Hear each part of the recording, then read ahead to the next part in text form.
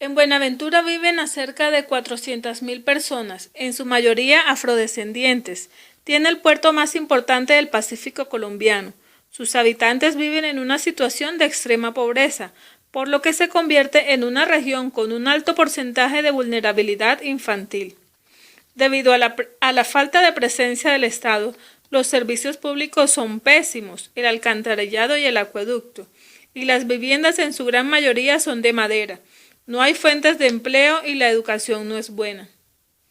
Durante años ha sido azotada por diferentes grupos armados y hoy está asfixiada por dos bandas criminales al margen de la ley, quienes se disputan el poder, rutas de droga, venta de estupefacientes, extorsión y además cometen toda clase de delitos y abusos contra sus habitantes, razón por la que huyen y se desplazan entre barrios y veredas. Los grupos al margen de la ley violan a mujeres y niños para demostrar su poder y su fuerza, y a menudo practican la tortura, la violación o el asesinato como venganza. Según la Agencia para los Refugiados de la ONU, en Buenaventura fueron descuartizados en el primer semestre del año más de 100 personas, entre ellas 11 mujeres. Allí existen lo que se conoce como casas de pique, que son viviendas de madera ubicadas en los barrios más pobres, donde este año se denunció que desmiembran a personas incluso vivas. Soluciones propuestas. La garantía de los derechos de los niños no es solo un asunto del Instituto Colombiano de Bienestar Familiar, sino del Estado en su conjunto. Deben tomar todas las medidas necesarias para la protección integral de los derechos de los niños y la aplicación rigurosa de los principios del derecho internacional humanitario. Deben reforzar el régimen de sanciones contra quienes violen los derechos de los menores y fortalecer su cooperación con la Corte Penal Internacional. Fortalecer los comités locales establecidos por la Ley 387 de 1997 para la atención de la población desplazada. Los gobiernos departamentales y municipales y las entidades no gubernamentales e internacionales. Los niños, niñas y adolescentes son hoy día el nuevo objetivo de las bandas criminales debido a su vulnerabilidad e indefensión. ¿Para qué son usados? Dentro de estas bandas criminales, algunos niños y niñas son utilizados para el transporte de drogas, dineros y armas, o para microtráfico, vendiendo drogas en lugares previamente establecidos por los líderes de esas bandas.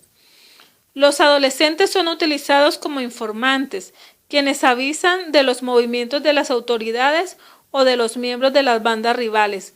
Luego van ascendiendo en la cadena criminal al punto de llegar a ser utilizados como sicarios. Las niñas que han accedido a la fuerza a pertenecer a estas bandas y posteriormente deciden salirse de ellas o no se prestan para las pretensiones sexuales de sus cabecillas, son amenazadas con matarlas y en algunas ocasiones son atacadas con ácidos. En la gran mayoría de los casos son utilizadas con fines de explotación sexual.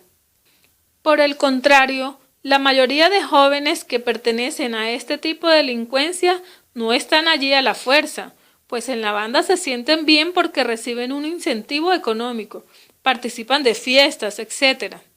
Tienen una visión errada del problema en que están metidos, porque son jóvenes que provienen de hogares disfuncionales, son víctimas de maltrato físico y psicológico.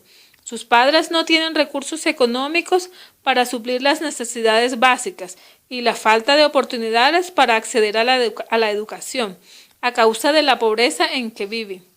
Con ello buscan obtener su independencia y no son conscientes del daño del que están siendo víctimas por parte de estos grupos criminales.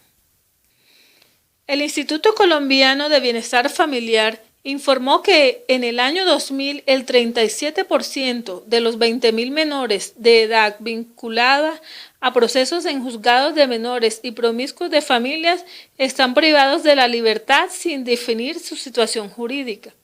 Es de vital importancia hacer un reajuste a las leyes para crear un sistema especial de justicia y se logre la rehabilitación de los adolescentes para prevenir la delincuencia y pueda ampliarle oportunidades para el acceso a la educación.